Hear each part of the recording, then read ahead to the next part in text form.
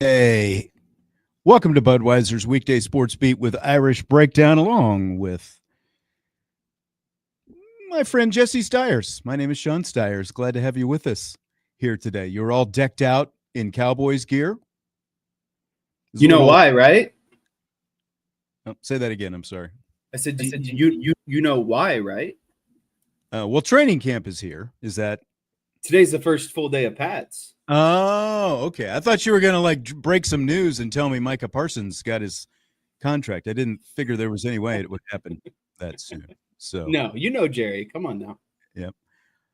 Okay, now, do we want to get into your bachelor party thing now, or do you want to save that? I think we should save that. You know, okay. More people will be here. It's the beginning of the show. People are filing in. Tell me this. End of last week, Jesse brought to me and Bobby a question about something that happened regarding his bachelor party weekend with a friend of his not showing up, but had paid, wants restitution and all that kind of stuff. Was there any contact with that person over the weekend? Just tell us that. Yes. Okay. So we're going to have some kind of story that comes about. Okay. All right. The business at hand today is the fact that we're 3 days away from Notre Dame football fall training camp until we start this Thursday, and then 34 days away from the season opener at Miami. So with Notre Dame's fall camp starting Thursday, that can mean just one thing and one thing only. It's an annual tradition for us to make our breakout player picks. I thought we would do it a little bit differently. Before I get into the explanation of that, where does this show, the breakout player predictions, where does it rank for you in terms of shows we do throughout the year? It's up there. It's top 5. I would say the one that I like a little bit more is when we draft our teams.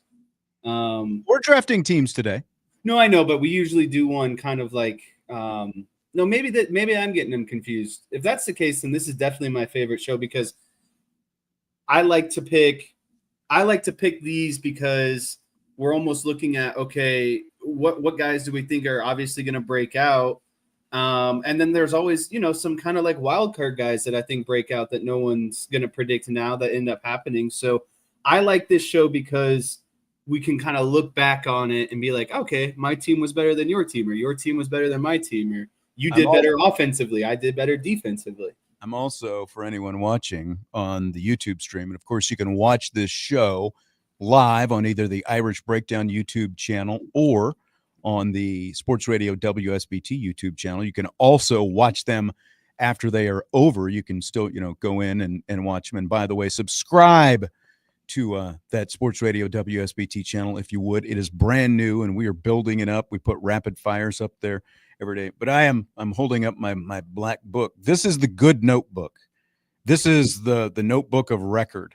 So it holds a lot of different key information that I have to have day to day and throughout the year and everything else. And so I thought about bringing just one of my cheap notebooks, that I just kind of toss around and, write down whatever notes and different things like that. This will be preserved. So it will be here. I won't lose this. We'll have this. We can look back on it. So now you were kind of alluding to the format, and you were a little confused as to what the format is, because traditionally we do pick teams, and we're going to pick teams today, but we're going to do it a little bit differently. You're going to have a group of players. I'm going to have a group of players. In the past, we've just said, okay, let's pick 5 or 6 guys, each of us, who we think is going to be a breakout candidate this fall or spring. We've done them in the spring as well. And Jesse, as he always likes to remind everybody, picked Rocco Spindler a couple years ago before he broke out. So, but today we're going to pick one guy from each position group. So we're going to go a little bit deeper in terms of what our lists are. You can only have one guy for each position group, with a caveat. So we have all the position groups on here, and we split up defensive tackle and defensive end. Those are two different position groups. And so, each position group, and then there is also a wild card category. So say you've already got a running back that you want, so like you can't pick theoretically another running back, but there's a second running back that you want as well that is still available out there. Well, under the wild card that you can only use once, you can pick a second running back or whatever the position would happen to be. Does that make sense? Yes, it does. Okay. All right. Are you excited about this? Are you fired up? Are you still in on this? No, I'm pretty fired up. I only have 2 questions for you. Okay. All right. See if I can answer. Can we go in any order? Do we have to go in the order presented? You don't have to go. You don't have to. There's no set order. You can grab, we'll go back and forth. So you pick, whoever you want, then I'll pick whoever I, but they can be from any position you want, just like a fantasy football draft, basically. Let's do it. Tommy says it's called a flex. Well, not in my game, Tommy, because we're not actually playing fantasy football. So we're calling it a wild card. I think wild cards sound better because it's more specific to football. Now, was that your only question that you have about the rules? That was my only question. My other question is going to be answered by about what you're probably going to ask me. Okay. Do we need to pick quarterbacks in this exercise? No. I don't think so either, because I feel, it's obviously one or the other, right? And we're going to have one or the other. Right. So it feels like for doing this, it feels a little useless. It's obvious a quarterback's going to break out. Yeah. Do you want to draft a special teams player? No. Okay, so we can cross that off. That's fine. Do you have a coin by any chance? I don't. No coin? Okay. Oh, I do. Okay. You want the dark side or the light side? I'll go dark side. Okay. Here we go. Flip. Fumble. Does that count? Hold it up a little Dark bit. side, Oh, so it's to me. Man, right off the bat, here comes pressure. I've got a lot of different ways that I want to go with this, but I feel like I'm just going to go the easiest route. I'm not going to take a chance with my first pick in the breakout player draft. I'm going to go with Bryce Young. Would that have been who you would have gone with? I mean, he's the youngest. He's the most explosive.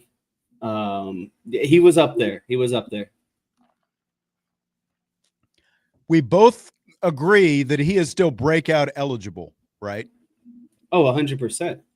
Yeah, he had a solid freshman season, but I feel like Bryce Young is far from broken out. But like when you look at the measurables that this guy has and everything else, like Bruce Feldman from The Athletic hasn't released his freaks list just yet. And usually it seems like it's some older guys who end up on the freaks list.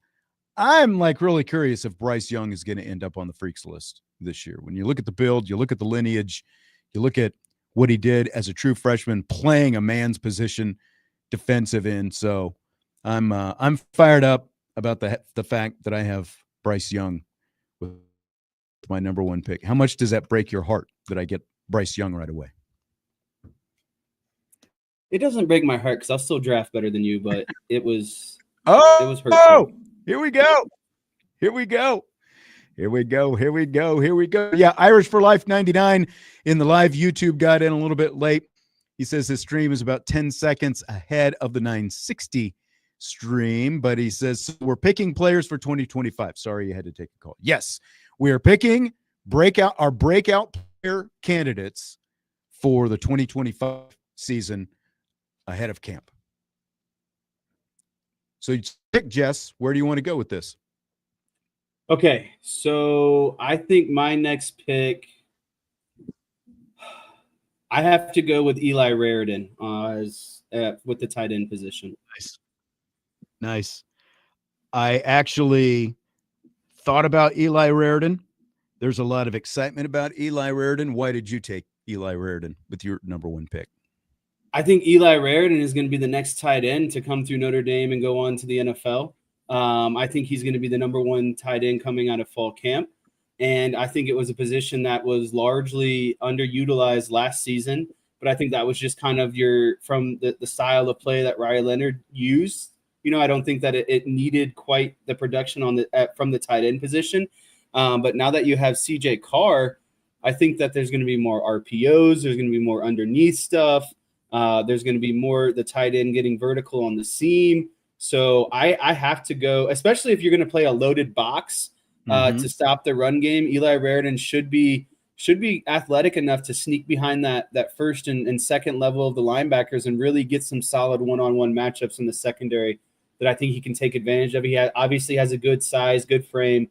I just think, for a position group last season that didn't have a lot of production and knowing kind of what the standard is at Notre Dame at the tight end group, I think they'll be back this year, and it'll start with Eli Raridan. Okay. I'm surprised you didn't just lead with the gun show. Like, he's like, if that guy doesn't, like, when he was a freshman, he was still, like, you could see, that frame that he had was so long and lean. He was a better blocker, I think, than anyone thought he was going to be right off the bat because of the fact that he didn't look like he was completely filled out. 2 years later, he is filled out. He is a mountain of a man, as anyone who saw any of those pictures of him when they went to New York for the media blitz a couple of weeks ago saw. So, yeah, I think that there's a ton of reasons to be excited about Eli Raridan. We're hearing some good things about him. So, pretty exciting season. The caveat with him is just always the health. Is he going to stay healthy? That's just flat out what it is for Eli Raridan. But if that's not a factor, I think he's going to have a really good year. So it's a good pick by you in our breakout player. I think we both started off pretty well, interesting. Outbound was saying, well, Bryce is too obvious. Well, the obvious picks are also the best picks when you're picking to win, right? Usually the number 1 pick in the NFL draft most years is obvious. Yes. You see it coming from a mile away. That's right.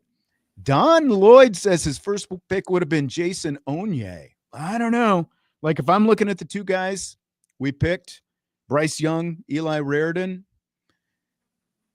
I mean, Onye is on my list of potential guys once we get to the interior defensive line. But, like, I feel like, especially from a training camp position, from a spring practice position, he has broken out a couple of times in those settings. But, like, in terms of, like, the actual season, it hasn't happened yet. I thought we were going to see more of Onye even before mid-October when he ultimately left the team and all that kind of stuff. But he is back. He had a great spring once again. Toons is asking, is KVA eligible? I don't think he is. I think he played at too high a level as a freshman last year to be eligible. Don't be asking all these questions, chat. You're going to give the guy here some ideas. Some of us did our homework. Oh, are you saying I didn't do my homework? I'm just a better drafter. I don't know how many times we have to go over this. I've got a little bit of a dilemma with, like, the direction that I want to go next as I look at my number 2 pick in this draft. But I feel like there are just a handful of wide receivers who are primed and ready to be picked in the breakout player draft. You've got, like, Elijah Burris, who had a great spring as a true freshman, early enrollee. You had Micah Gilbert, didn't get to play very much in the spring because of the fact that he had the hand-finger injury. And then you've got Cam Williams, 5-star guy who everybody's been waiting on. So which direction am I going to go? I feel like I need to make a pick here to make sure I get my guy. And I'm going to be honest, I'm going back and forth between 2 guys. But the 2, specifically 2, are probably not the 2 guys that people think that I'm thinking about. But I tell you what, I'm writing it down. If my pen keeps working, I'm writing his name down as we speak in ink. And I'm going to go with Micah Gilbert here. I feel like Micah Gilbert is primed and ready to take off. I feel like he is pretty much a lock to be in that top 6 rotation. They had pretty much, like a top 6 rotation last year. Now, just because there's a rotation of 6 doesn't mean other guys aren't eventually going to see the field at some point. But I'm talking about likely the core 6 guys. Micah Gilbert is going to be there. Now he's the, at boundary. So he's playing behind Malachi Fields, but he's going to have to come off the field, from time to time. He can't stay out there 100% of the time. So I like Micah Gilbert. I'm going with him with my second pick. I'm going to get pushed back on my second pick here. But I have rationale, so hear me out. Okay. I'm going to go offensive line, and if I get pushed back, I have reinforcement, but I have to go with Billy Schrauth for my offensive line. And if you say he's broken out, I hear you, but my counter argument will be I think he will be the best offensive lineman of the 5. Oh, so not just like this guy is going to break out. This guy is going to be the leader of the pack is what you're saying. Correct. Okay, so I'm going to write Does that count? I wanted to double check because he obviously played and then was hurt. That's what I mean. There's inconsistencies as well to get to this. I think this is his first full healthy year, and I think he's going to be the best offensive lineman of the 5.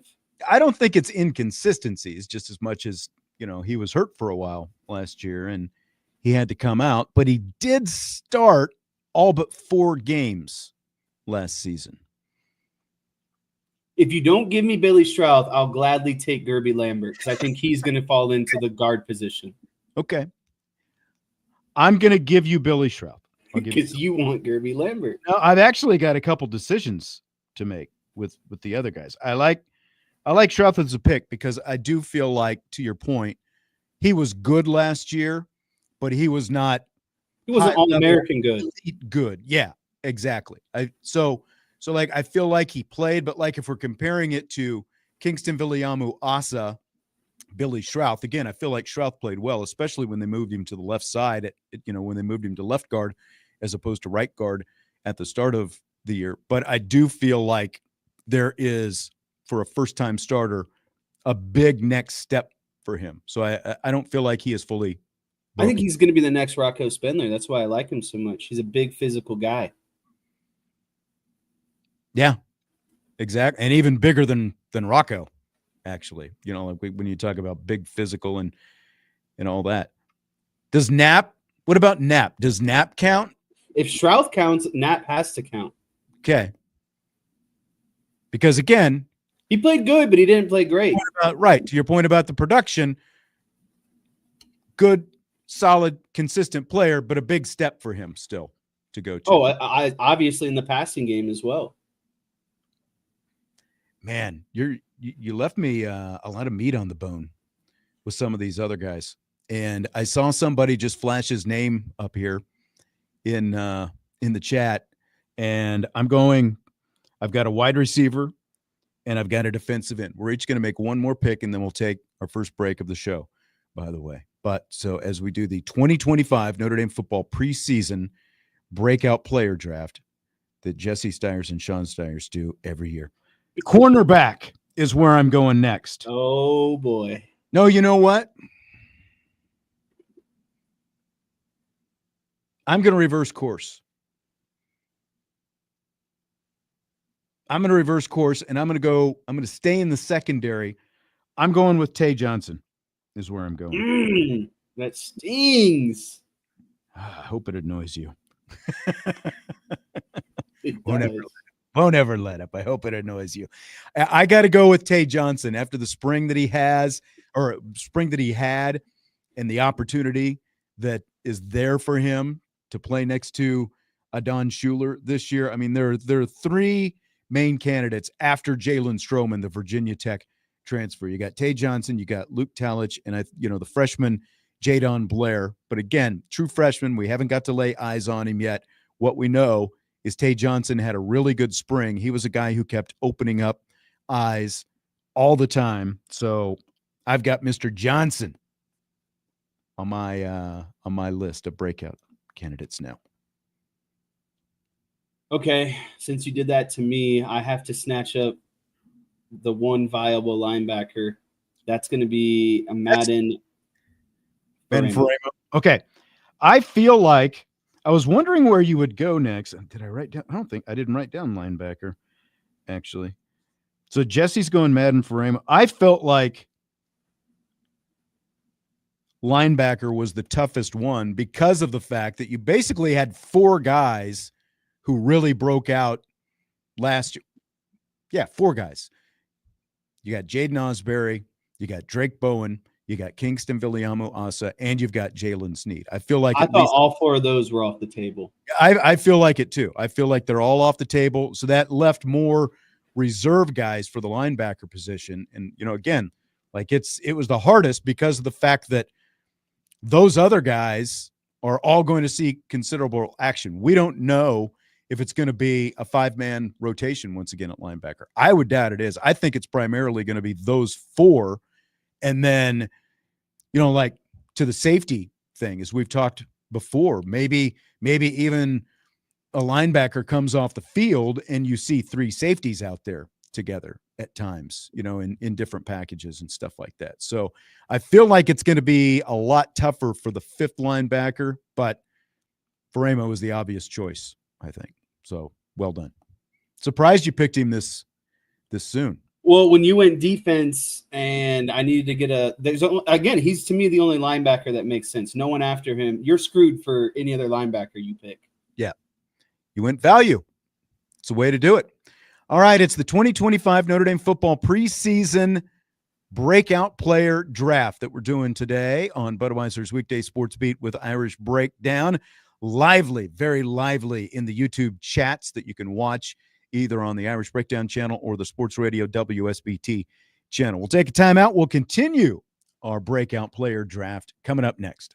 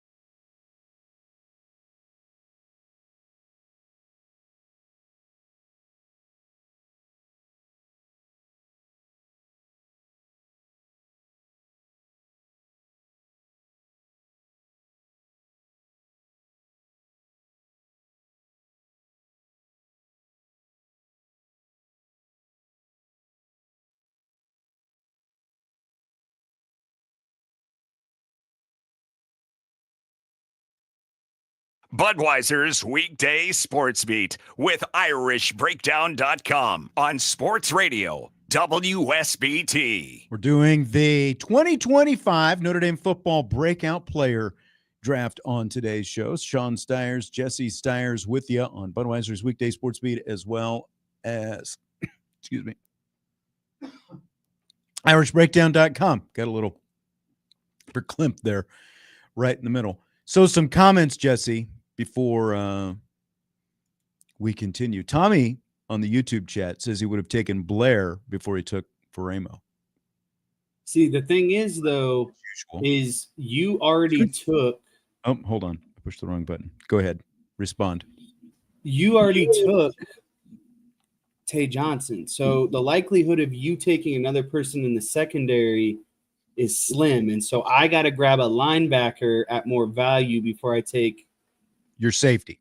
A safety, because you already grabbed a safety. You're looking at linebacker next. You're getting the number 2 pick at that point. Right. Correct. So like I said, you went with value pick, Madden Faremo with that. I had to get him before you did, knowing that you already took some players elsewhere.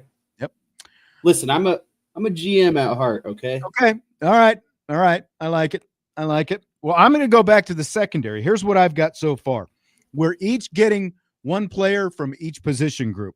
Offensive line, wide receiver, tight end, running back, defensive end, defensive tackle, corner, safety, no special teams, linebacker, and we also can make a wild card pick.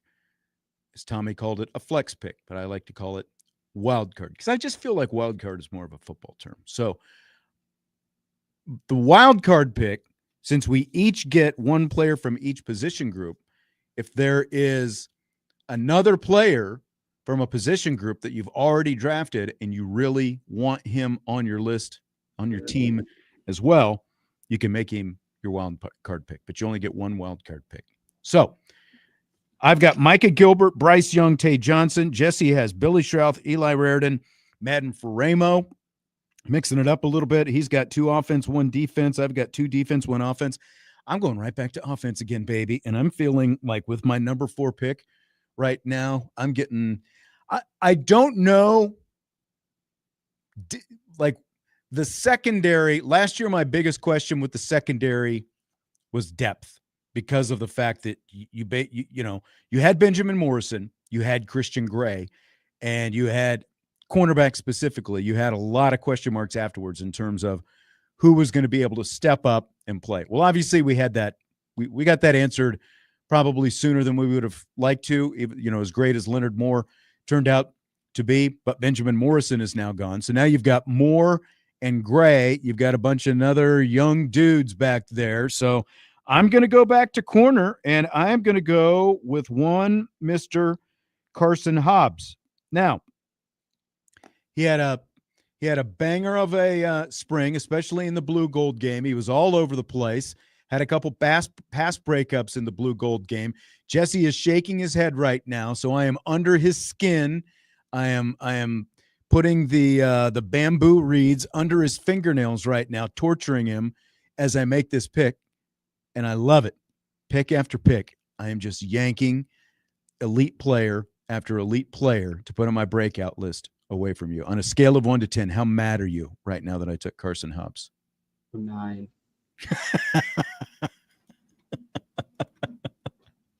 I love it. And I feel like Tay Johnson, Carson Hobbs with back-to-back picks. I'm kind of crushing it right now. Mr. I draft so well.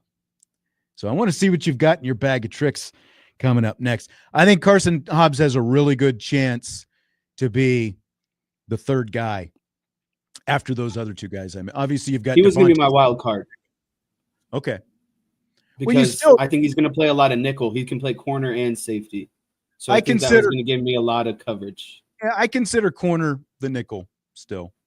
So don't you? Hey, this is your show. These are your rules. I mean, what I'm saying is you can still draft a corner and somebody else. So. Oh no, I'm good. Don't worry about it. Okay. All right. I got to go back to the offensive side of the ball since you're dominating me on defense right now. Okay. I'm going to go running back, and I'm going to take Keidron Young. I like it. Don't be like surprised if he takes over for Aeneas Williams at some point this season and becomes the third back. That high on him, huh? Why so high on Keidron Young? I think he's got more tools than Aeneas Williams. I think he's bigger. He's stronger. I think the only thing that Aeneas Williams can do better than him is catch the ball out of the backfield. But when we're talking about straight running back skills, I think Keidron Young is great. And I think he's going to be their kind of probably physical kind of bully back as well in short yardage situations. So I just think there's going to be a specialized role for Keidron Young on this offense. I think he's too talented to keep off the field. I like it. I think that's a great pick.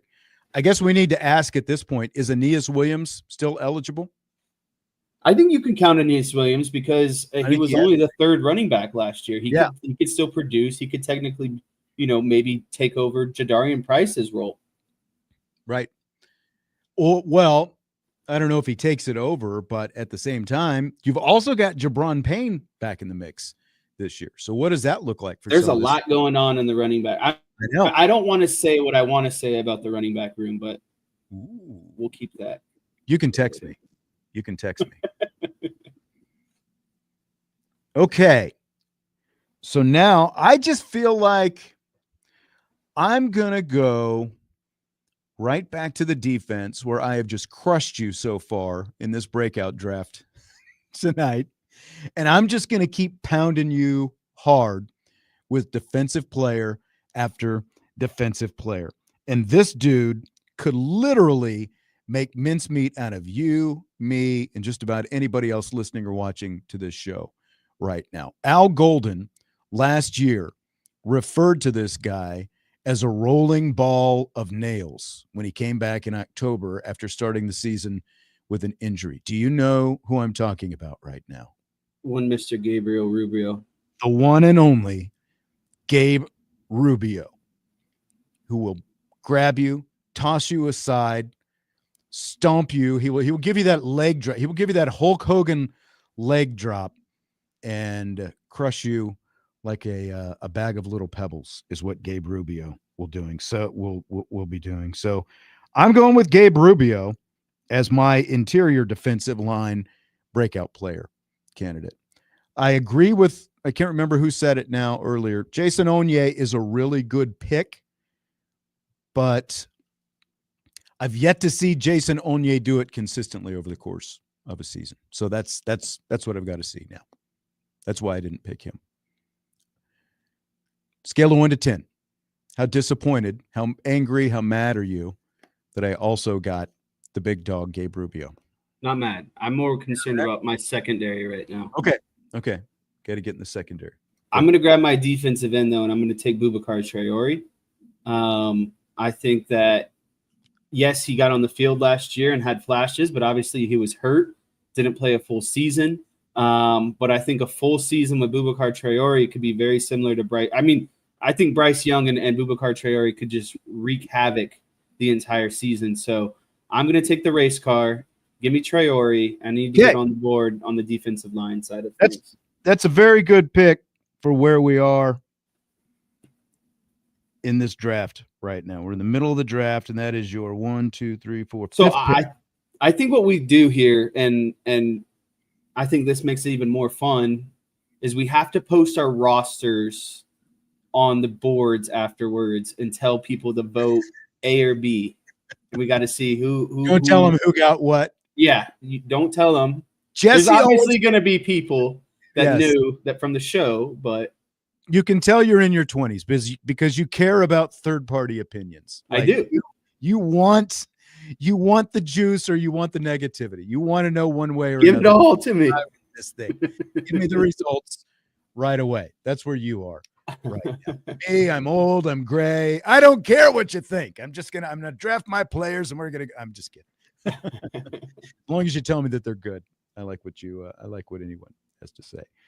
Okay, so I still need to pick an offensive lineman, a tight end, a running back, a linebacker, and a wild card. So we've still got a few picks to make. So I suppose we should probably pick up the pace a little bit. Where I'm struggling at offensive line is like, do I go with Knapp because I do think he's going to improve this year, or do I go with one of the other guys? Like you already went with Gerby. No, you went with Billy Strouth. So you left Gerby Lambert out there. What we don't know is how long it's going to take Charles Jagasaw to come back from injury. And Gerby Lambert, we'll find out more on Thursday when we get to talk to Marcus Freeman. Much better chance he comes back sooner. So I'm going to go. No, you know what? Yeah, I'm going to go with Gerby Lambert. I almost talked myself out of it. I'm going to go with Gerby Lambert as my pick. It almost would have been cheating if I had taken Jagasaw. But the problem is, again, when you know what? Forget that. I'm going with Jagasaw. Jagasaw? Not Yep. Knapp? I'm going with Jagasaw. When he comes back, he's going to find himself inserted into the lineup. It might take a little time, but I think the good things are worth waiting for. So, Just frustrated by him. yeah, unfortunate new injury. I know things happen, but come on. I was going back, just to let everybody know, I was going back and forth. Jesse already has his offensive lineman, so it doesn't matter unless he wants to take one as a wild card. I was going back and forth between Absher, Knapp, and Lambert initially, but then the more I thought about Jagasaw, he is going to be back at some point this season. And look at what he did when he finally came back last year. He was a difference maker in the playoffs. So I figure even if he only gets half a season to play, in that half a season, he's going to be a huge difference maker on Notre Dame's offensive line. So that's who I'm going with. Where do you want to go next? This is where it gets a little bit trickier. Okay. Which means I'm thinking. So I have to grab someone from the secondary, and you've already taken Tay Johnson. I've taken Tay Johnson and Carson Hobbs at safety and corner. These are the options for you. As I know see who it's either Cree, Blair, or Golden. No Luke Talich? He's not going to be a starter. Well, he doesn't have to be a starter to be a big contributor, though. I understand. I won't interject. It's your pick. Go ahead.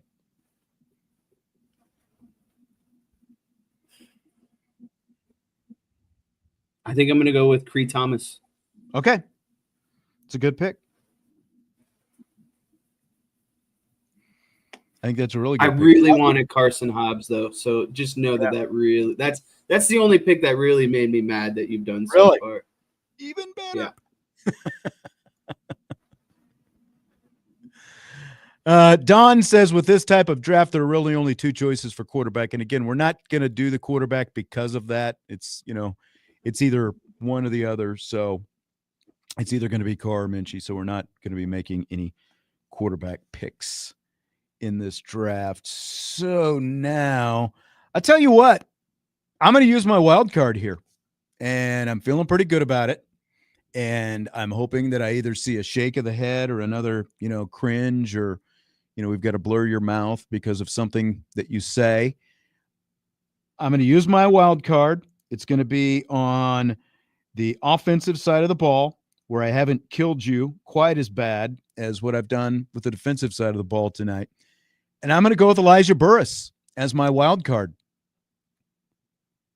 Freshman wide receiver, had a great spring, and I do think that Micah Gilbert is going to be ahead of him, but I think that Elijah Burris ends up being a guy who we see on the field at least a decent amount this season from all the things that we're hearing right now. So Elijah Burris is my wild card pick at wide receiver. That's fine. That doesn't hurt too much. Didn't quite sting as bad as I thought. Sorry. Nope.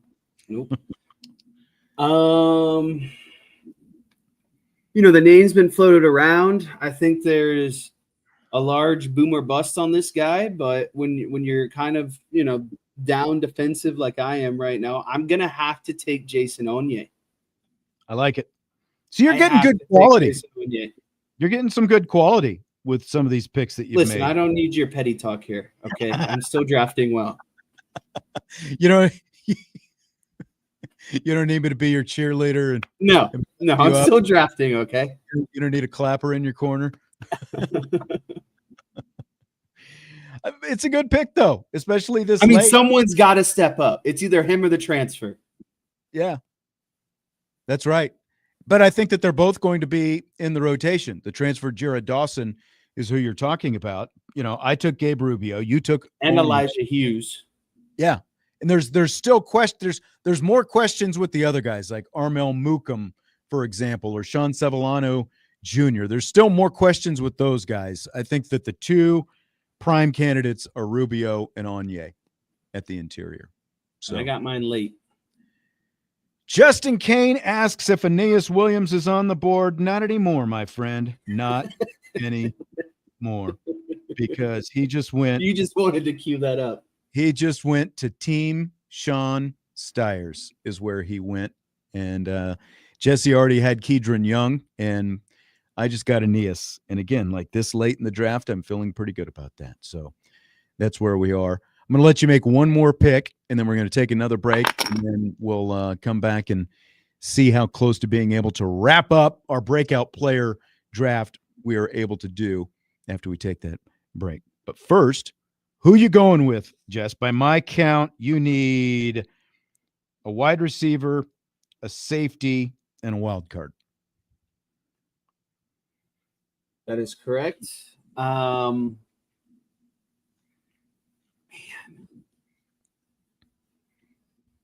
You know what? Fire it up one time. I picked Thomas as my corner. Give me Luke Talich at safety. There you go. There you go. See, you're making some moves now. The thing is if Luke Talich doesn't play safety full time, he'll still get in there, but he'll be a special teams guy. He'll be on every special teams. He's going to be on the give field. Me Luke Talich. And I think that's going to be like that for any of these safeties, whether it's Talich, Tay Johnson, Jadon Blair, Dallas Golden at corner. Like I think that all of those guys are going to see a lot of. I really wanted to go Jadon Blair, but it was too risky. I know Luke Talich will be out there in some capacity. Yep. And that's how I look at all of the freshmen. Like the freshmen are like high upside guys, high ceiling, but to me they all, like most of them, fit into the wild card thing just because you don't know exactly what you're going to get. Like just as like Elijah Burris, great spring. How many, as we've talked about before, how many guys do we see have great springs, but that doesn't translate into the season? We're going to take our final timeout of the first hour. When we come back, we will wrap up. We've each got 2 picks to go. We will wrap up our 2025 Notre Dame football breakout player draft on Budweiser's Weekday Sportsbeat with IrishBreakdown.com.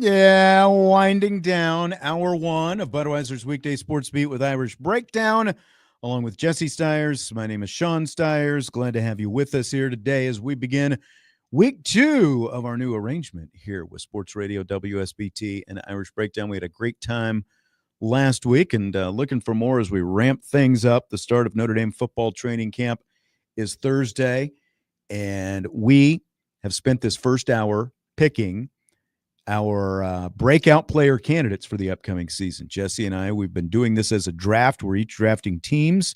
We each get one player from each position group, and we also get a wild card that we can have. So if we like, for example, I drafted Micah Gilbert as my top receiver breakout candidate, but then for my wild card, I took Elijah Burris. So I've used my wild card. Jesse has not used his wild card yet. I have tight end and linebacker to go. Jesse has wide receiver and wild card. I don't envy you because it's a little bit lower right now. You made the last pick.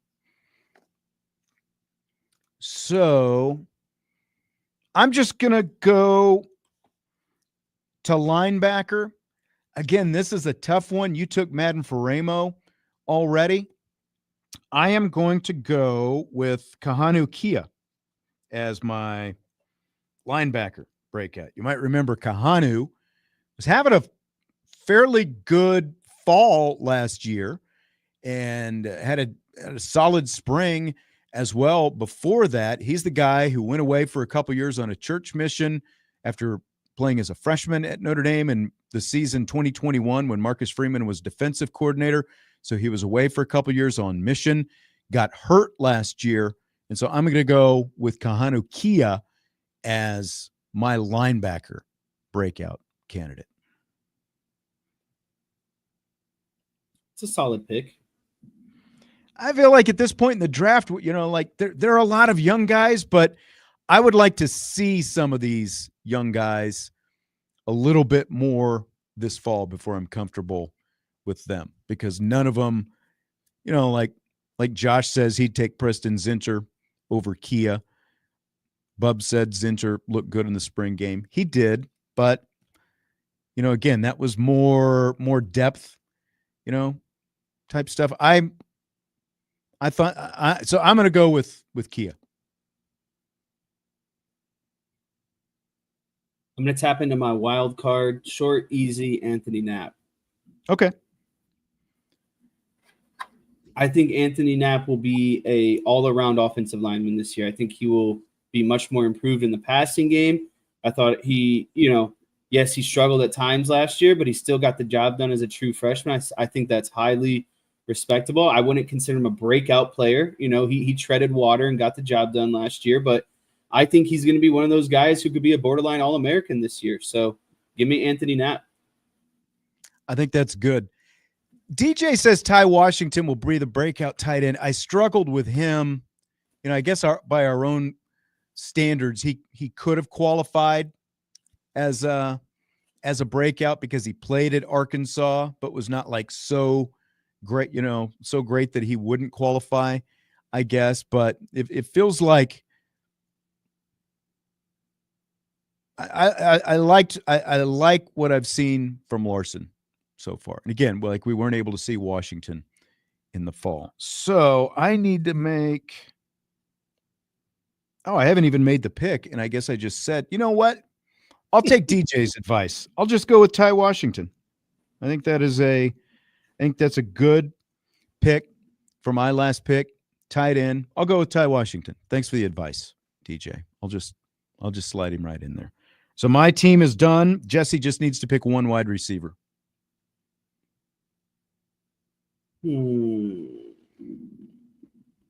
I feel like you don't have a lot of options here. Like you could go with Cam Williams, for example. Are you giving me Will Pauling? I think he's been too productive so far in his college career to be a breakout candidate. Him and Fields. I feel like the two transfers, too much production so far. I think Faison would still qualify. Or has he already broken out? because of like the Sun Bowl a couple of years ago. Like, where do you consider him? I mean, he only had one touchdown last year. Yeah, hurt a lot, unfortunately. 350 yards. You know what? Give me Jordan Faison. I don't think he's broken out yet. Okay. All right. So there it is. The 2025 Fall Breakout player picks are done. I've got Charles Jagasaw, Micah Gilbert, Ty Washington, Aeneas Williams, Bryce Young, Gabe Rubio, Carson Hobbs, Tay Johnson, Elijah Burris, Kahanu Kia. Jesse has Billy Strouth, Jordan Faison, Eli Raridan, Keydron Young, Bubakar Traore, Jason Onye, Cree Thomas, Luke Talich, Anthony Knapp, Madden Faremo. So there it is. If you overlook my safety and corner pick, I'm smoking you. How could I overlook him? How could I overlook him? All right, we will pause here at the top of the hour. When we return, rapid fire, some news out of Notre Dame today, some news, big picture out of college football regarding Coach Prime out in Colorado. We'll hit all that and more coming up in rapid fire in hour 2 of Weekday Sports Beat.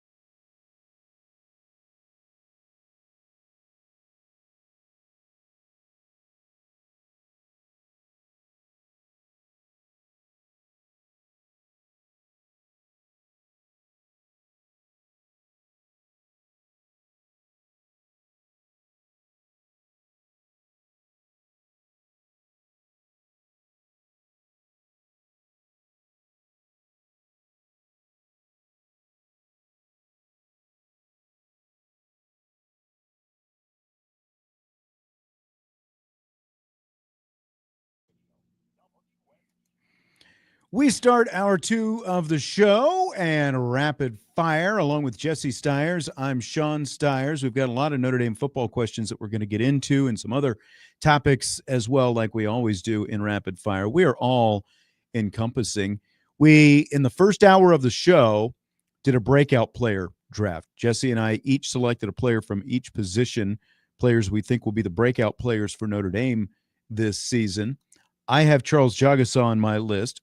Jesse has Jordan Faison and Boubacar Traore on his list.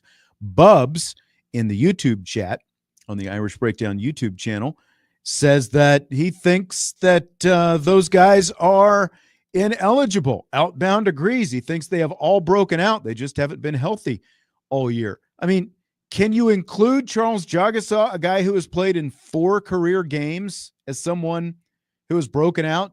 Just because he played well in 4 games, I think he's completely eligible for this. And the way I looked at Faison is, I mean, he missed time last season, and he in his career he has 49 combined receptions and 650-ish yards and 5 touchdowns. So. Right. If Jordan Faison goes for 1,000 yards and 5 touchdowns, I would consider that a breakout season this season. I agree. I think that Jordan Faison had what you could consider, as I mentioned when we were doing it, a breakout moment because of the Sun Bowl, but we haven't seen him. Injuries are part of the game, just like with Charles Jagasa. Like you're trying to say that Jagasa is ineligible because he played, in a couple games in the playoff last year. But we haven't seen enough. He didn't get any All-American honors. He didn't get any postseason honors because of his play. He played exceptionally well, especially for a guy who was out for most of the season. I just don't think he's broken out. And Boubacar Traore, again, like this is a guy with 13 career tackles to his credit. 13 career tackles. I don't think we can say Boubacar has broken out at this point. He has 3 career tackles, 13 career 13 I'm saying this wrong. 13 career tackles, 3 career sacks to his credit. To me, a breakout player is someone who plays at a consistent level the entire season. Right. At a consistently high level. I think that I think that because of the fact that they have had to go through those injuries, that's what held them back from breaking out already. But because of the injuries, I don't think that they've broken out yet. So that's why we made them eligible for the list. I mean, it's splitting hairs ultimately anyway, right? Let me ask you this as we start off rapid fire, Jesse. Other than quarterback, who's the most intriguing Notre Dame player going into fall training camp this week? I'm honestly going to say Malachi Fields, to be honest with you, because I think Notre Dame needs to have a legit passing game this season. I think there's an expectation for Jaden Greathouse, but I think Malachi Fields is the X game when you're talking, or the X kind of factor when you're talking about the offensive side of the ball and really getting going in the passing game. He's got a great NFL draft profile. A lot of people have him on his big board, but what can Notre Dame do to utilize him on the offensive side of the ball? CJ Carr has to throw the ball to more than one person. We know that the passing game has to open up more in order for Notre Dame to be, more dynamic, more versatile on the offensive side of the ball, less one-dimensional like they were last season. So I think everyone obviously is going to be talking about Greathouse. I think there is obviously talk about Fields as well, but I think if Fields plays at a high level, that's what ultimately, because he's a bigger, imposing, physical wide receiver, right? You need a guy who can actually go up, high point a ball, and get you a big first down or a big touchdown down the field. Yeah, win the 50-50 battles. So for me, it's got to be Malachi Fields. I think that's a good answer. I'm going to give you one for each side of the ball. I'm going to start with the defense. And to me, it's Tay Johnson because of the emergence that he had in the spring. So the intrigue for me is this guy legit? Is he going to find himself in the thick of this battle truly, at safety for legit playing time at safety specifically? Is that going to happen for Tay Johnson early in the season? Or are we going to see that in whatever glimpses that we get during training camps. That's my defensive guy.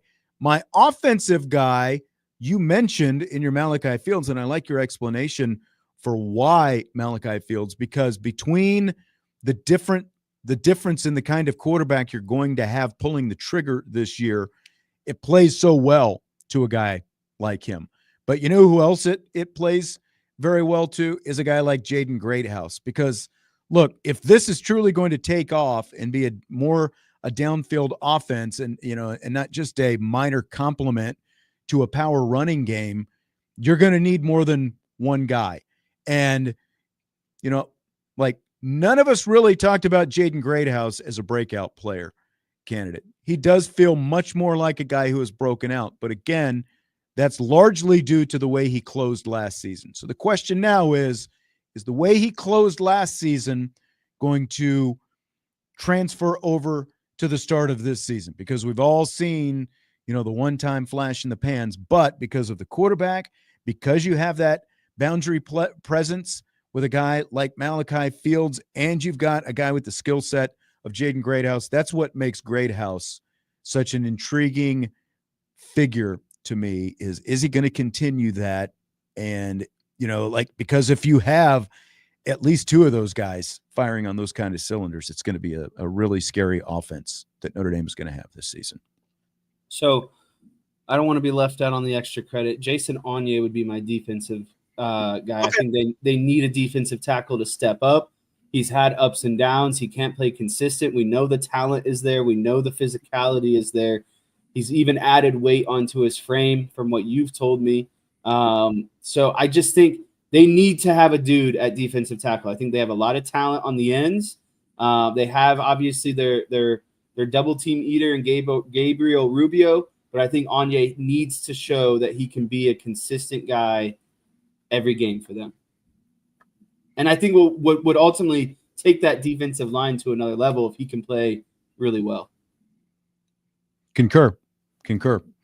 Fill in the blank. Notre Dame announcing today that the Irish will face Wake Forest, who was already on the schedule, in the 2027 Dukes Mayo Classic at Bank of America Stadium in Charlotte. Is blank. It's disgustingly fun. Yeah, I mean, does this mean we're essentially like, is the head coach? There's going to be Mayo involved. That's what I'm at. Like, is Marcus Freeman a Mayo fan? How big a Mayo fan is Marcus Freeman? That might be the question. I guess we won't find out for 2 years, but still. The reason why I say this is interesting and fun is because, yes, it's Wake Forest and it's the Dukes Mayo Classic or whatever, but they're still playing at Bank of America Stadium. I like when they play at NFL venues. Yep. And if I'm not wrong, that might be. I know Charlotte is, or the Panthers are doing a lot of renovations on their facilities right now. So I think Notre Dame by 2027 could have the opportunity to be playing in some of those new state-of-the-art facilities, or at least utilizing practice fields, or whatever it might be. So I think that's a factor in this as well. I think that goes a long way for recruits, being able to play at NFL venues, to get the exposure out on the East Coast. Like, those things this is strategic. They're not just playing at this venue for no reason. Yes, it's Wake Forest, but there's still kind of rhyme and reason behind it. And for that reason, that's where the intrigue comes for me, because I like when they play at these kind of venues. Yeah, like DJ is saying yawn in the YouTube chat. Yeah, it is Wake Forest. There are currently only 7 games on the 2027 slate for Notre Dame right now. They still have almost half a schedule to fill out. Now, again, that was already on there, but as of right now, so you already had Wake, Purdue, Michigan State, Georgia Tech, Virginia Tech, Clemson, Navy, and then Wake Forest. They've only got 4 ACC teams. I'll be curious to see if any more ACC teams get added and, what exactly happens there. But it does at least make things a little more fun. The fact that you're going to play at an NFL stadium, the fact that they're calling it the Dukes Mayo Classic. I'm going to be curious to see, like, if you see more of these lower tier bowl sponsors get in, on events like this, neutral site games and stuff like that, sponsoring them during the season to continue to kind of try to raise their brand. I think that is a potential going forward as well. So like you play at Lambeau next year, and now they're going to play in Carolina. I mean, look, they went to Atlanta last year, Mercedes-Benz, and they ended up playing in that building twice once they made it back for the national championship. I don't think Charlotte's probably in the national championship game schedule, but it's at least a little bit different spin on it, but they've got some work to do in terms of getting that schedule filled out. Isn't that where they play the ACC championship?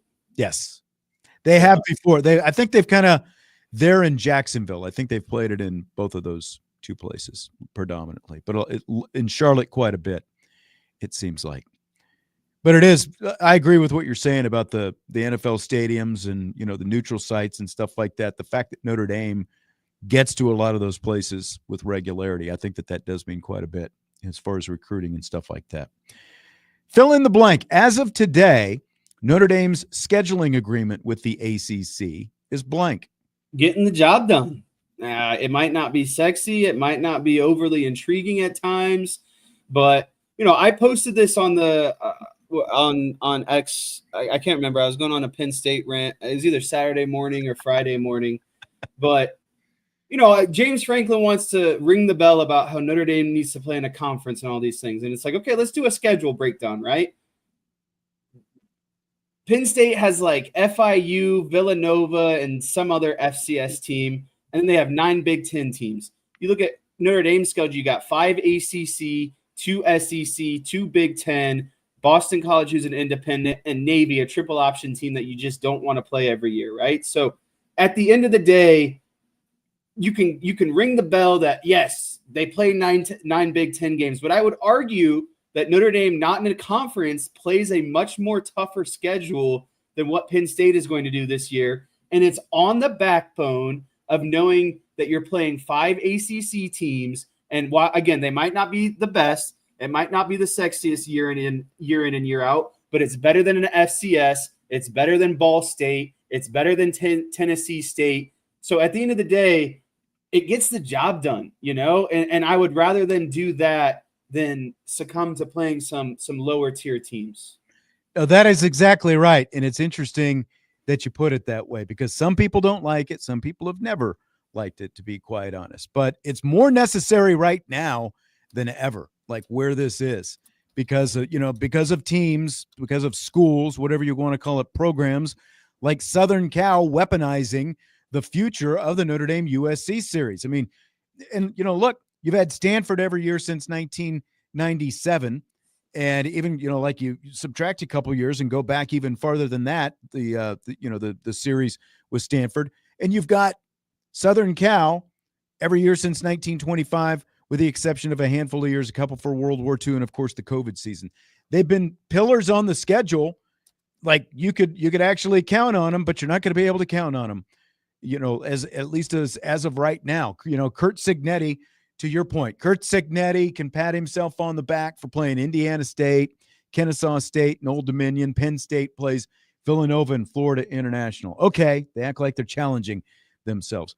Notre Dame has played only one FCS team ever. Tennessee State, obviously, a couple of years ago when they came back from Ireland. Penn State and Indiana are each going to play 2 this year alone. And as of now, Notre Dame is in solid shape for future schedules.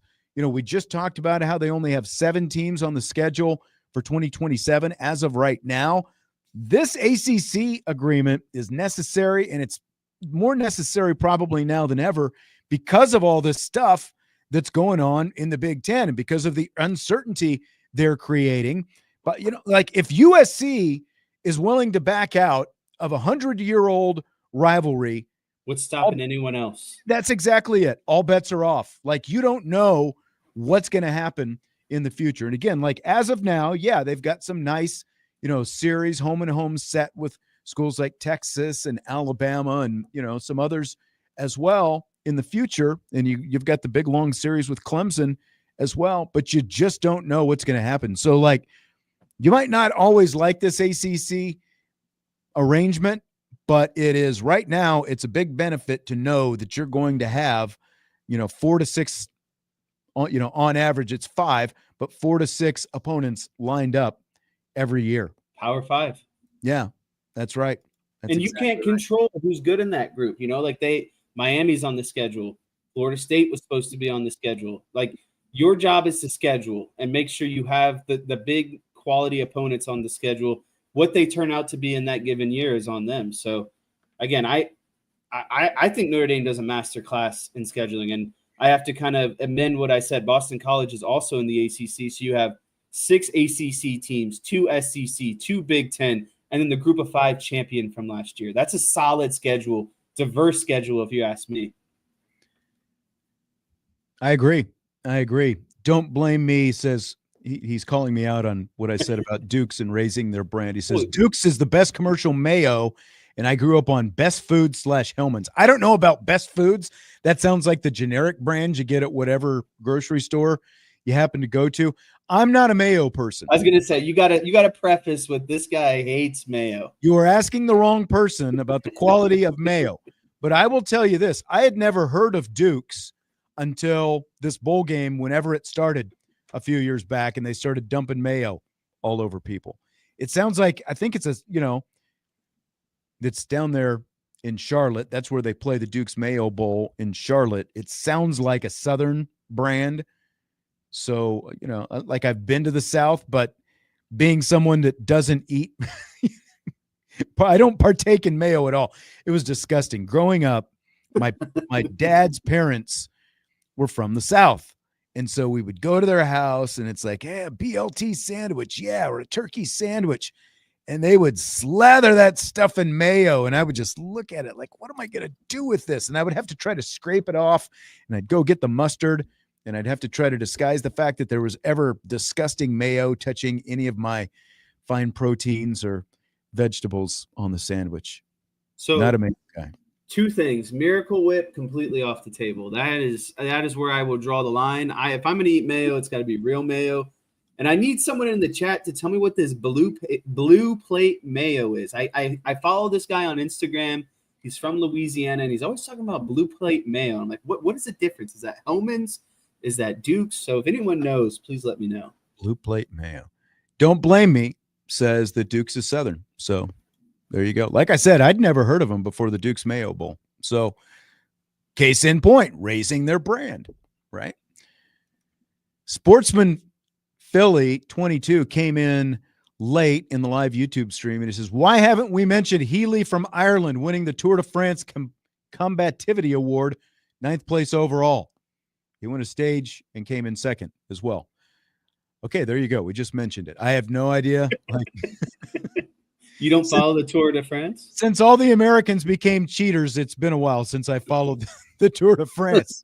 Like the only time the Americans could win, apparently, I guess Greg LeMond. You can go back to LeMond.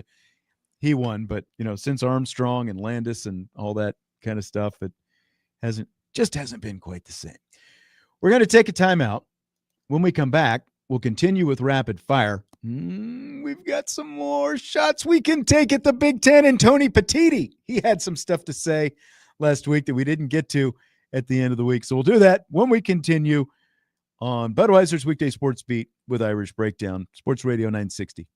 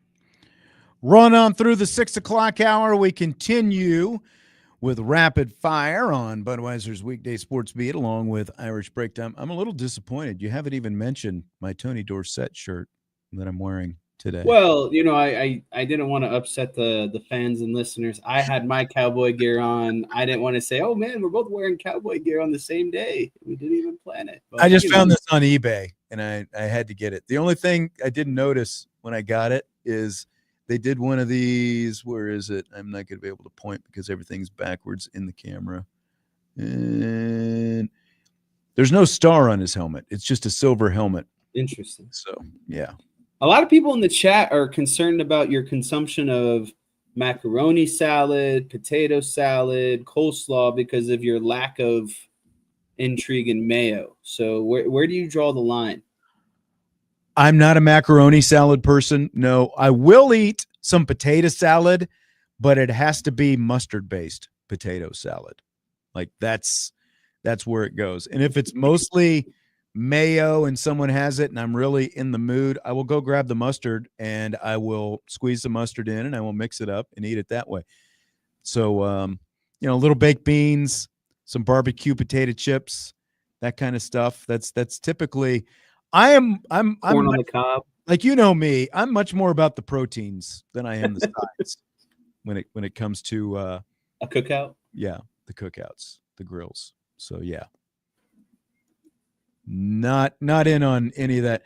Now I will eat a tuna fish sandwich with like some Miracle Whip or mayo, but we're talking basically about like a tablespoon or so of mayo that I'll put in there. That's about it with some enough to get it rich. Yeah, just enough to, because it's still mostly tuna and pickles and stuff like that. So, all right, there you go. There's a little culinary surprise for you tonight. And if you're ever making this man some cheesy potatoes, you better use the Velveeta cheese. All right. That's right, baby. That's right. Nothing but the fake stuff for me. Don says he's never had mustard-based potato salad.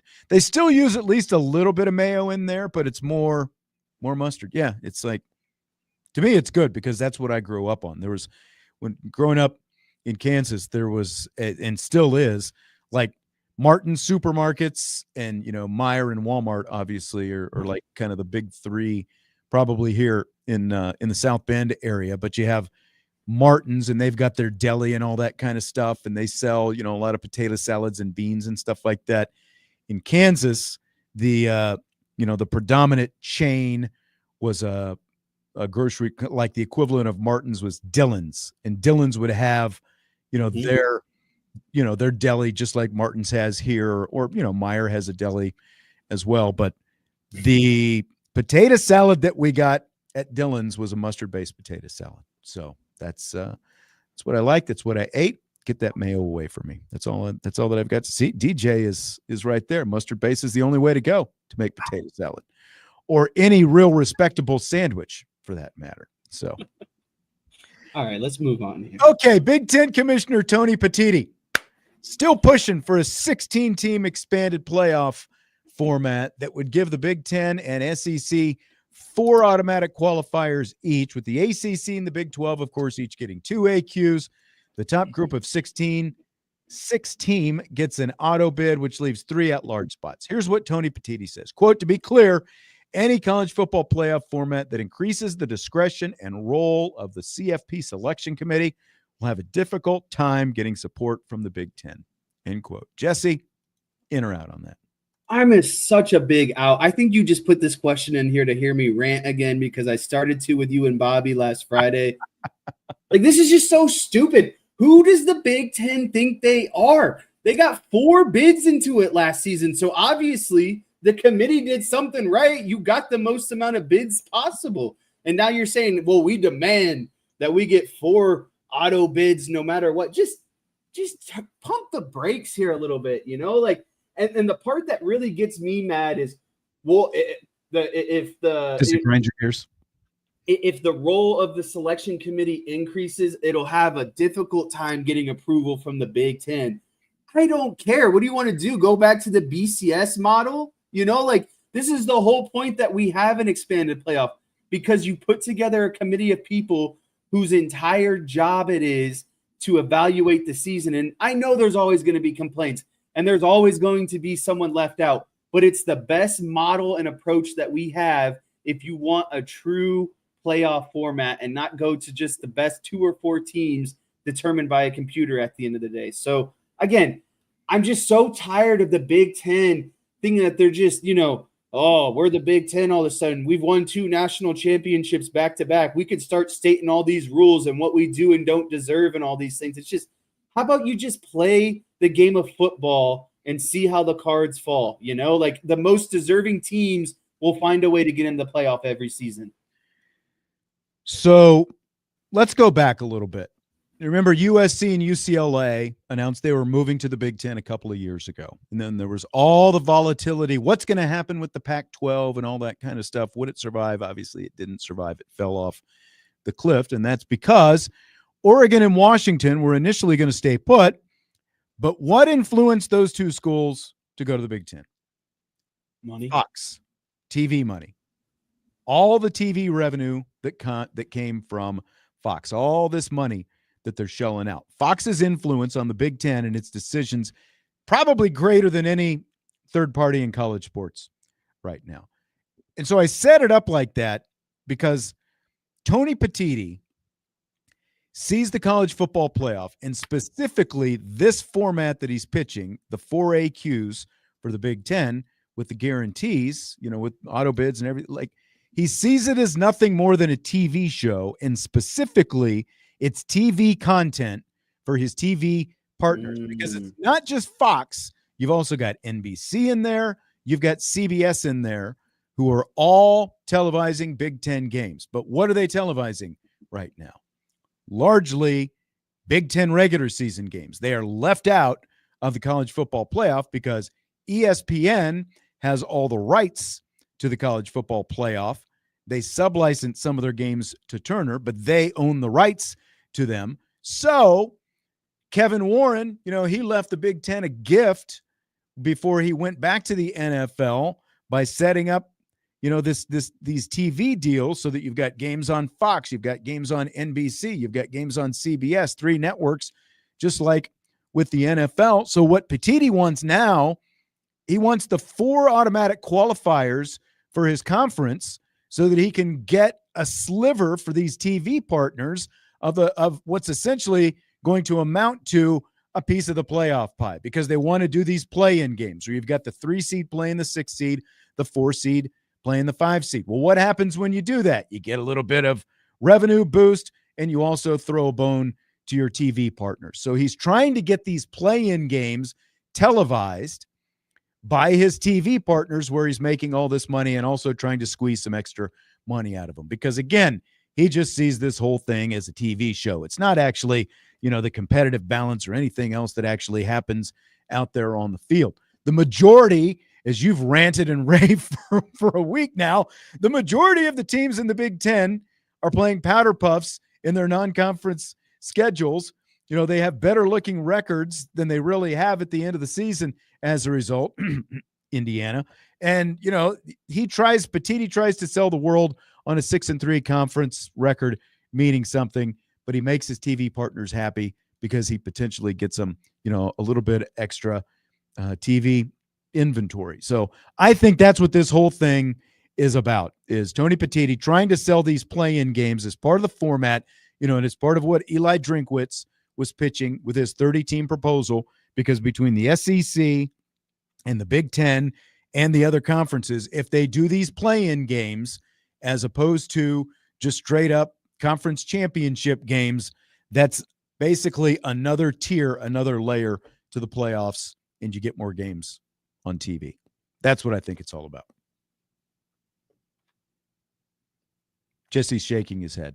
That's bad radio, man. No, it's just that's probably what it is at the end of the day. I hope that's what it is, but I'm so tired of these conferences just talking about what they deserve and these coaches talking about what the format should be and all these different things. Just why don't you just go out there and play some good ball and you'll end up being one of the top 12 or 16 teams in the country. How about you quit making excuses and go out and figure out a way? Because Marcus Freeman I never hear Marcus Freeman complain or make excuses. Things don't go his way, but I never hear him open a press conference saying, well, we really need to expand this format here. So, my 9-3 team can maybe find a way in one of these years, It's one of the benefits of being independent. You don't have to worry about that kind of stuff. But at the same time, you get what I'm saying. He's always just said, you tell us what the format is, we'll play in it. We'll play ball. That's right. That's right. Don't have to complain about what conference other schools we'll find a way or aren't in. Yeah, that's right. We'll find a way. That's exactly right. So I didn't get this in last week, but I wanted to slip it in here today. Jeremiah Love, when he went on College Football Live during Notre Dame's media blitz, his teammate Isaiah Dunn, who did a summer internship at ESPN, asked Jeremiah Love what his pet peeve is, and here it is. 30 seconds, J-Lo. We gotta go. Look at pet peeve.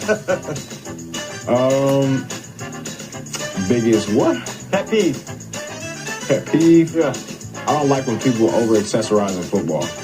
Too many accessories. So no over-accessorizing in football is what Jeremiah Love says. Do you feel triggered by that, Jesse? No, I love that.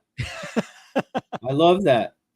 I don't need to see your 3 chains and your earrings and, like the way I think about this. Do you ever seen Ellie De La Cruz play? He's got like the thing on the top 3 buttons unbuttoned. 3 buttons unbuttoned. He's got an arm sleeve, wristbands that are all neon, cleats that are neon, like just decked out. And I have more empathy because they're professional players, right? You can do what you want. But at the college level, just put on the gear and play, like what we don't need all these, like I said, the necklaces. I've even seen guys wearing the Apple watches before. Like, I think you put on your cleats, your socks, your pants, your jersey, maybe a sleeve, maybe a wristband, and then you go play, like I was never a guy who was wearing super flashy stuff. Maybe I taped up my ankles and, wore some gloves and stuff like that. But again, I wasn't out there with bling or anything on.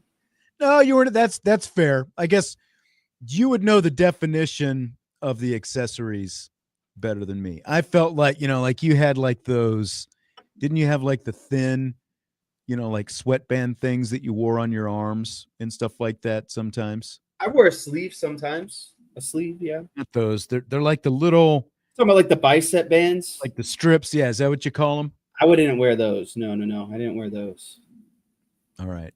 I know Vince always used to kind of give you a hard time for some of your stuff in high school. So that's Vince, though. He's an old man. Yeah, that's true. That's true. And just gets older all the time, it seems like. But don't you respect that kind of old school ball out of Jeremiah Love? Just, I'm here to play football. I don't care what I look like. I'm putting on the gear. I'm running the ball hard. I'm running you over. I'm jumping over you. I'm giving the stiff arm. I mean, because obviously Jeremiah Love has some flash in his game, but it's like flash with no frills. And so, I mean, I think absolutely everybody respects that. It's like, you don't need all that extra stuff. Let's just go out, strap it on, and play.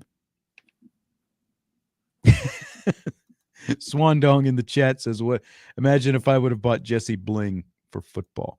Didn't it annoy you, like when you were playing travel ball, when you guys would wear, like your the fighting necklaces? Yeah, because they weren't like a metal, gold chain or anything. No, they were like more like fabric, kind of. Not fabric, but they weren't metal. Make you take them off and all that kind of stuff, and there were always certain coaches who like wouldn't even wait for the umpires to tell you to take them off. They're like, just those off. Those were the annoying guys. Like, oh, like I always was like, okay, if the umpire is going to tell us. But like, why are you getting mad before a situation is even a situation? Right. That's just not accurate. Okay. All right. You're right. Fill in the blank. Deion Sanders announced today that he has battled and beaten bladder cancer, and that's blank. Remarkable. Absolutely remarkable. I heard he had to have his bladder removed, by the way. I don't know if you I saw that. I Unbelievable. mean, and the surgeries he's had for his foot and toe situation, where he almost had to have his foot and maybe even his leg amputated, is insane. And I think, and I'm not trying to get on my high horse here. I've always been a Deion. I wouldn't say like advocate, but I support Deion. I've never been a Deion hater, that's for sure. But I think that there are some people who need to kind of maybe take back some stuff they said about Deion Sanders, that it's all about him and his family and, Are you calling out Vince right now? And Shador and Shiloh and that sort of stuff. I mean, the man has had 21 surgeries on his foot alone since 2021. He just had his bladder removed.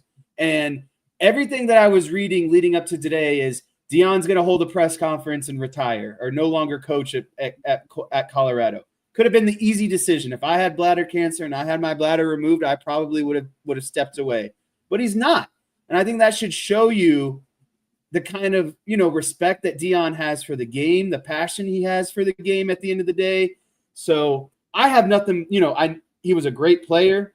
You can say what you want about him as a coach, but I have the utmost respect for him, especially after, everything that's kind of come out today. Yeah, I mean, you can say Deion's loud and brash and confrontational and cocky and all that, and he is. But at the end of the day, you don't know what somebody else is going through. And this, really, because knew this press conference was coming, and it's like, man, what is this going to be about? Because we had heard about the fact that he had the blood clot stuff before, and so he's obviously gone through a lot. So it's awesome that he's in a place where he's still, even though he said he's lost a lot of weight, he still looks like he's fairly healthy. And, after going through all this stuff the last couple of years. And there's a great story that I saw this afternoon right before I came in on The Athletic that Bruce Feldman wrote about.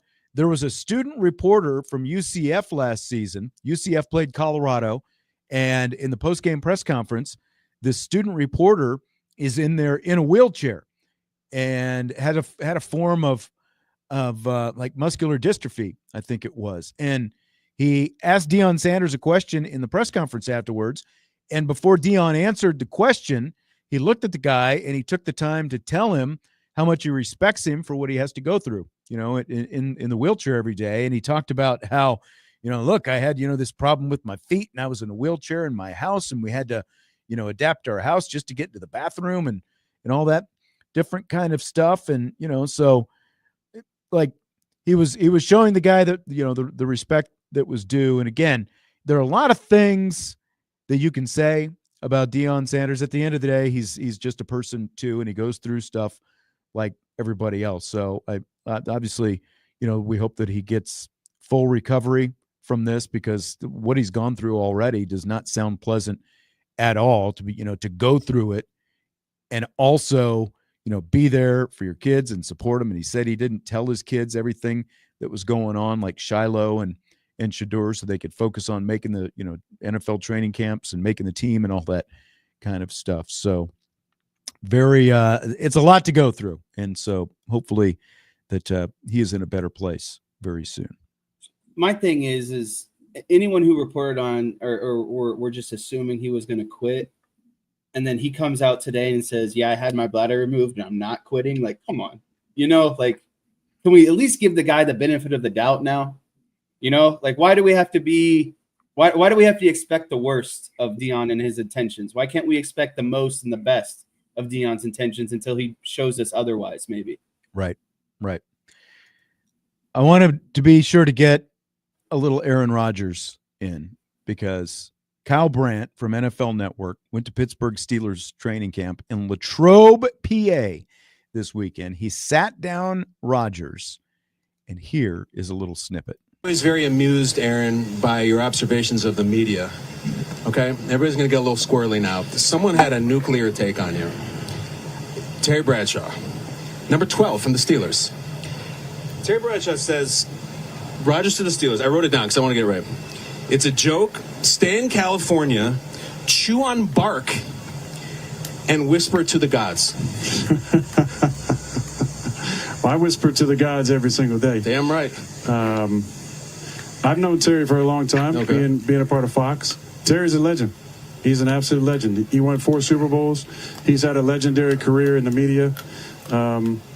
But Terry, like a lot of people, doesn't know me. And so he's got an idea of what he thinks about me based on what I've done, the documentary, what I've said, Darkness Retreat, whatever the hell you want to talk about. I'd love to get to know Terry on a deeper level. And I feel like if he gave me a chance to get to know him, then we'd have a good friendship, because for me, I have nothing but the utmost amount of respect and deference for what the greats have done, because they laid the foundation for us to be able to play in this great game, to be paid like kings, and to carry on the tradition of excellence that guys like the Bradshaws of the world in the 70s and Bart Starr in the 60s and Lombardi and Joe Montana and Steve Young and Troy Aikman and Brett Favre and all the greats that have been over, Tom Brady. You know, we're standing on the backs of those guys, and it's because of how they played and how they carried themselves that we're able to have this opportunity to still play this great game, to get paid really well, to set ourselves up for our future. So I'd love to get to know Terry on a deeper level if he's open to it, and maybe we can go chew some bark or whatever the hell he's talking about together. All right, so maybe they can go chew some bark or whatever. Are you ready to chew some bark, Jess? I'm not ready to chew some bark, but, you know, I have to say, this is probably my favorite Aaron Rodgers clip. I thought he was actually down to earth and human for once. I thought so as well. I was actually fairly, you know, he didn't just come out taking shots at Terry Bradshaw, you know, like they've both won Super Bowls. Obviously, Bradshaw has won more, but he was actually pretty engaging, you know, pretty, you know, he obviously worked his humor in there, and he sounded, there was another part of the interview where Brant asked him about the fact that, you know, he just got married recently, which he dropped, like a month or so ago, came out of the blue, that he just got married. Maybe like this Aaron Rodgers is a different Aaron Rodgers post nuptial. Listen, I don't know. Take him for 4,000 passing yards this season. Do it. Signing it up right now. Do it. You know, it was just, I've never heard him just speak in that kind of tone before. You know, he was just like, maybe he was still off the ayahuasca from his morning dose. I don't know what was going on, but like to hear him basically say, yeah, like I heard what he said, and that's unfortunate, but I'd like to sit down and talk to him about it. And I actually want to thank him, because without him, I wouldn't be a quarterback today. Like, he shaped the NFL for quarterbacks like me, set the league up.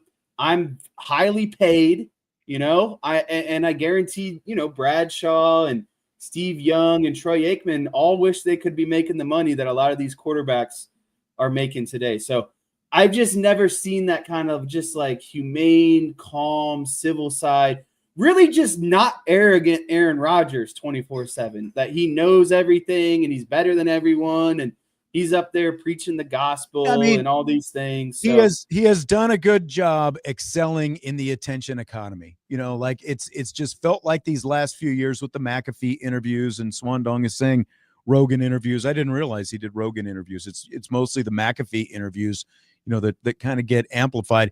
He has always just liked the attention, and it obviously this didn't feel like what that was about. Maybe he, you know, has some trust in Kyle Brandt. And so, you know, like the fact that Brandt was actually sitting with him there at training camp, and, you know, like that plays into it. I'll tell you this, like Terry Bradshaw, I could not stand Terry Bradshaw when he was a player for what I think are obvious reasons, you know, because like we're sitting here, we're wearing our Cowboys gear. I grew up in the era Super Bowl 10, you know, the freaking touchdown, the acrobatic, great. And the acrobatic touchdown pass to Lynn Swann, great. You know, played in eternity with Lynn Swann making that catch against the Cowboys. Super Bowl 13, beating the Cowboys again, and they win a total of 4 Super Bowls. And like he was like in his 20s, but he was bald and he had teeth. It's like what he just looked so annoying. And the fact that he played for the Steelers and, you know, crushed, you know, like my team's spirits in the Super Bowl 2 different times. I couldn't stand him for a long time, but once he went on TV, I actually, like, you get to see his personality. It was actually a lot different. Now, the Terry Bradshaw, 40 years later, since going on TV, is becoming the cliched grumpy old man back in my day and get off my lawn and all that different stuff. Like, to me, like, I could actually, like, when Terry Bradshaw retires, Aaron Rodgers is going to retire from football here pretty soon. And I could see Aaron Rodgers like easily slipping into that chair on Fox doing that. And I think that he would be pretty entertaining doing it, entertaining and informative. I would enjoy him much more in that role than a quarterback role. I have no idea how many commercials I still have to play before the show's over. So I'm going to go ahead and start them rolling right now. If you've seen me looking off to the side multiple times while the show's going on, I've deleted things that I'm allowed to delete. And I swear on a stack of Bibles, they have reproduced every time that I have deleted them. They keep coming back. So I can't keep track of what's left to play here. So we're going to end it with that. Appreciate you as always, Jesse Stiers. I'm going to see if I can find my way to the automation gods here in just a minute here on the old radio side. Thanks to everybody for being here. Don't forget, you can watch these shows live on YouTube, both on the Irish Breakdown YouTube channel as well as the Sports Radio WSBT YouTube channel. Jesse, I will talk to you later. Everybody else, we'll talk to you tomorrow. Budweiser's Weekday Sports Beat with Irish Breakdown.